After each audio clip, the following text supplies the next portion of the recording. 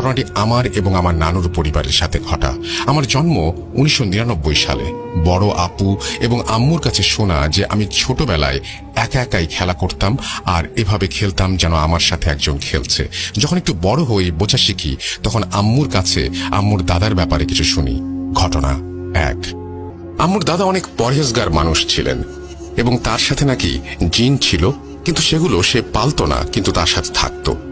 নানির কাছে শুনেছিলাম এগুলো নাকি তার বংশগতভাবে পাওয়া।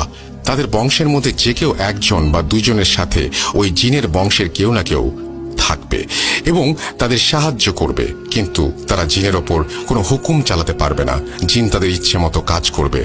এবং আম্মুর দাদা মারা যাওয়ার পর জিনটি হয়তো আমার নানির সাথে চলে এসেছিল, কিন্তু নানি তখনও এগুলো জানতো না। এবং একটু বলে রাখি যে এই জিনগুলো ছিল অত্যন্ত শক্তিশালী। জিন সাথে থাকায় নানি মাঝে মাঝে কিছু প্রবলেম ফেস করত, যেমন ঘরে টুকটাক আওয়াজ, ঘরের আবহাওয়া ঠান্ডা থাকা ইত্যাদি, যার কারণে সে ভয় পায় এবং তার এক কাজিনের সাথে এক কবিরাজের কাছে যায়। কবিরাজ জিনটি দেখে লোভ লাগে এবং সে বিভিন্ন কায়দায় জিনটিকে তার কাছে বন্দী করে এবং এটাকে দিয়ে বিভিন্ন কাজ করায় এবং অত্যাচার করায়।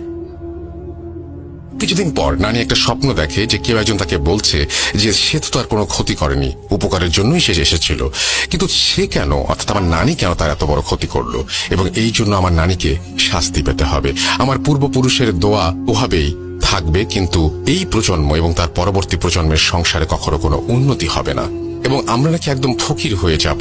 এবং সে জানালো যে আমাদের এরকম অনিষ্ট হবে। ঠিক যেই কথা সেই কাজ। নানার অঢেল জমি জমা থাকা সত্ত্বেও আমাদের সংসারের অবনতি হতে থাকে। কিছুদিন পর নানার ক্যান্সার ধরা পড়ে এবং সমস্ত জমি জমা বিক্রি করেও চিকিৎসা করে তাকে বাঁচানো যায়নি। যেদিন সর্বশেষ ফসলি জমি বিক্রি করা হয় নানার ওষুধের জন্য, তার কয়েকদিন পরেই আমার নানা মারা যায়।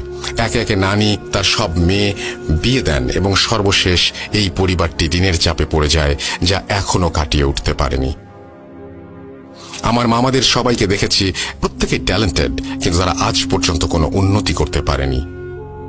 ঘটনা 2। আমি ছোটবেলা থেকে ছিলাম প্রচন্ড ধর্মপ্রেমী। আমার ছোট মামা একজন হুজুর। সে মাঝে মাঝে বলতো আমার ভাগ্নির মধ্যে যে নূর আমি দেখেছি তা খুব কম মানুষের মধ্যে থাকে। আমি কোনো বিপদ হবার আগেই তা কেমন যেন বুঝে ফেলতে পারি। স্বপ্ন দেখতাম, নয়তো বুকের মধ্যে আঁতকে উঠত। এভাবেই চলছিল দিন। আমি কোরআন পড়া শিখি। আমার সাথে যারা পড়তো তাদের সবার চেয়ে দ্রুত, আর আমার আরবিতে সূরা লেখা দেখে অনেকেই অবাক হয়ে যেত।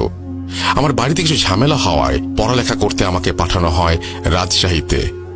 স্যারকে প্রমিস করেছিলাম যে এই এলাকা বা বাড়ির নাম কাউকে বলবো না।